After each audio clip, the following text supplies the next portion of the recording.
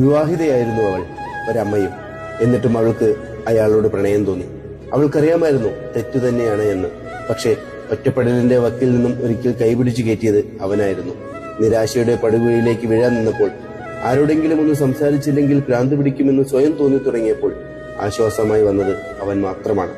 അവളെ മനസ്സിലാക്കേണ്ടിയിരുന്നവർ ഒരിടത്തുപോലും അവളെ നോക്കാതെ അവഗണിച്ചു പോയപ്പോഴാണ് അവൻ അവളെ മനസ്സിലാക്കാൻ തുടങ്ങിയത്.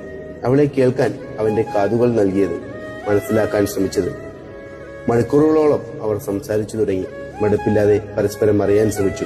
പിന്നീട് എപ്പോഴോ അത് പ്രണയത്തിലേക്ക് വഴുതി വീണു പോയതാണ് എന്ന് ഒരിക്കലും അറിഞ്ഞില്ല. കേൾക്കുന്നവർക്കും കാണുന്നവർക്കും അത് തെറ്റായിരുന്നു. അവർ അതിനെ അവിഹിതമെന്ന് പേരിട്ട് വിളിച്ചു. പക്ഷേ പ്രണയത്തിന് അവനൊരു വാക്കില്ലാലോ. കേൾവിക്കാരുടെയും കാഴ്ചക്കാരുടെയും കണ്ണുകളിൽ കൂടിയല്ലാതെ അവരുടെ കണ്ണുകളിൽ കൂടി ആ പ്രണയത്തെ ഒന്ന് നോക്കിക്കണ്ടു നോക്കൂ. എത്ര മനോഹരമാണല്ലേ. അവിഹിതമെന്ന് വിളിച്ചു